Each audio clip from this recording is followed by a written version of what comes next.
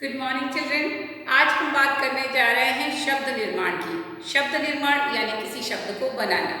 हमने पिछले कुछ मॉड्यूल्स में शब्द निर्माण को ही जाना है, लेकिन शब्द निर्माण में हमने उस समय जब पढ़ा था उपसर्ग को पढ़ा था। आज हम पढ़ने जा रहे हैं प्रत्यय को। तो आप सोच रहे होंगे कि उपसर्ग और प्रत्यय में अंतर क्या होता है। तो ये जो उपसर्ग होते हैं, आपने ये जान लिया है कि उपसर्ग वे शब्दांश होते हैं, शब्द का हिस्सा होते हैं जो किसी शब्द के पहले जुड़ते हैं। पहले यानी पूर्व में। जैसे मैंने सफल शब्द में अ पहले जोड़ दिया, असफल, तो आ प्लस सफल असफल बन गया। तो ये जो आस शब्द था वो था उपसर्ग, जो सफल शब्द में जुड़कर नया शब्द बना देता है असफल। तो ये हो गया उपसर्ग, यानी कि एक शब्द जो किसी शब्दांश से जुड़कर बना है। तो शब्दांश जो पहले जुड़ रहे हैं वो हो गए उपसर्ग। तो आज हम ऐसे ही शब्दांश के बारे में पढ़ने जा रहे हैं जो जुड़ते तो किसी शब्द में है, लेकिन उसके पहले ना जुड़कर उसके बाद में जुड़ते हैं। जैसे मैंने सफल का उदाहरण दिया, सफल में आ लगाया था तो असफल बना था। वो अ जो शब्द था, जो शब्दांश था, वो उपसर्ग था। अब अगर सफल शब्द में मैं पीछे की तरफ ता जोड़ देती हूँ तो सफल प्लस ता तो क्या बन गया, सफलता।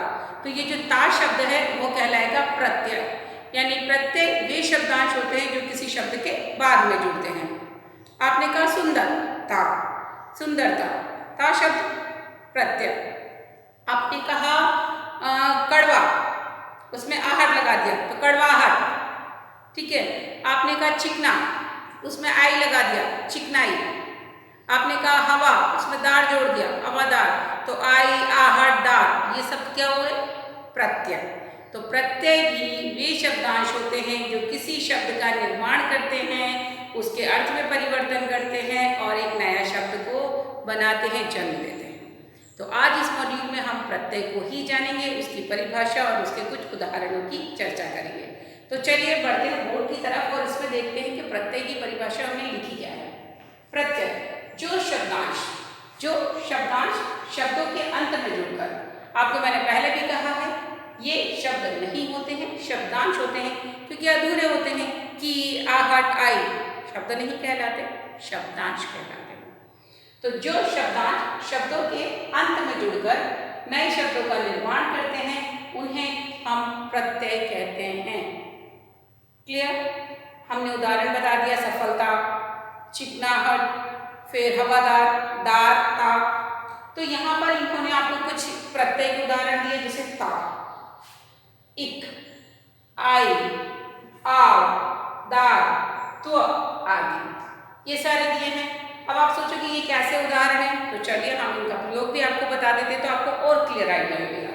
जैसे कि यहाँ हम लिख लेते हैं, पहले लिख लेते हैं उदाहरण, ठीक है। चलिए उदाहरण लिखा, पहला दिया है तो ता से ही शब्द बनाते हैं। हमने लिखा सुंदर प्लस ता, तो क्या शब्द बन गया, सुंदरता। हो गया आपका ता उदाहरण। इक लिखना है, इक का उदाहरण बता देते हैं, समाज धन यानी प्लस, समाज धन इक। तो यहाँ पर स छोटा ना लेकर बड़ा हो जाएगा और बन जाएगा सामाजिक, समाज धन एक सामाजिक। फिर आई, तो आई भी कैसे लिख सकते हैं, पढ़ धन आई लिख सकते हो, पढ़ धन आई, क्या शब्द बनेगा, पढ़ाई, पढ़ धन आई पढ़ाई। आओ लिख सकते हैं, तो आओ के लिए कैसे लिख सकते हैं, आपने लिखा चढ़, यानी बहुत ऊंची चीज पे जब आप चढ़ते हो, क्लाइंब करना यानी चढ़। अब चढ़ में हमने आओ जोड़ा, आओ, तो क्या हुआ, चढ़ धन आओ, तो ये हुआ चढ़ाओ। फिर दार, दार में अगर बात करें तो हवा प्लस दार, हवादार। कवि धनत्व कवित्व, मम मात्र धनत्व मातृत्व। तो इस प्रकार क्या होता है, ये शब्द जैसे हमने ता जोड़ा, सुंदर में हमने ता जोड़ दिया तो क्या बन गया, सुंदरता। तो यहाँ पर ता उपसर्ग है, जिसने सुंदर शब्द को सुंदरता में बदल दिया।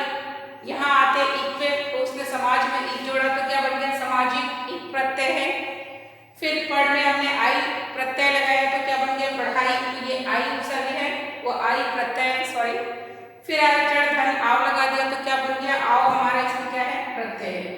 तो आपने देख लिया कि ये प्रत्यय हमेशा शब्द के बाद में लगते हैं, उनके रूप में परिवर्तन कर देते हैं और साथ ही इनको लिखते समय उनकी वर्तनी में भी कई बार शब्दों की वर्तनी में चेंज आता है, परिवर्तन आता है। क्यों?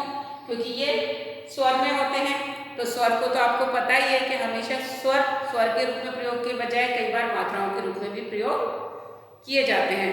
तो आपको क्या करना है, इसकी परिभाषा को लेखबद्ध करना है, समझना है कि अगर बाद में लग रहे हैं तो प्रत्यय हैं और अगर शब्द के पूर्व में जुड़ रहे हैं शब्दांश तो वो उपसर्ग है। तो उपसर्ग को प्रत्यय में कंफ्यूज नहीं होना है, परिभाषा को लिखना है, उदाहरणों को कॉपी में ये लिखना है और साथ ही उनके शब्द निर्माण को भी देख लेना है ताकि आपको क्लियर समझ आ जाए कि प्रत्यय पीछे जुड़ रहे हैं और उपसर्ग आगे जुड़ रहे हैं। अब हम आपको बताएंगे कि प्रत्यय जो होते हैं वो कई प्रकार से होते हैं। जैसे कि अब ये तो एक साथ कर लिए, प्रत्यय के दो प्रकार होते हैं। वो कौन से होते हैं, कैसे उन्हें पहचानेंगे, इसका अध्ययन भी हम आपको कराएंगे। बट तब तक के लिए आप इतना लिखिए, कॉपी में इसको समझ के रखिए और टेक्स्ट बुक का जो आपका चैप्टर है यहाँ पर दिया गया है पेज नंबर 54, उसको एक बार स्टडी कर लीजिए क्योंकि वहाँ पर आपको प्रत्यय की परिभाषा के साथ में उसके उदाहरण दे रखे हैं। तो इतना अध्ययन कर लीजिए, हम आपसे आगे की एक्सरसाइज के साथ फिर मिलेंगे। तब तक के लिए अपना ध्यान रखिए। Take care, bye.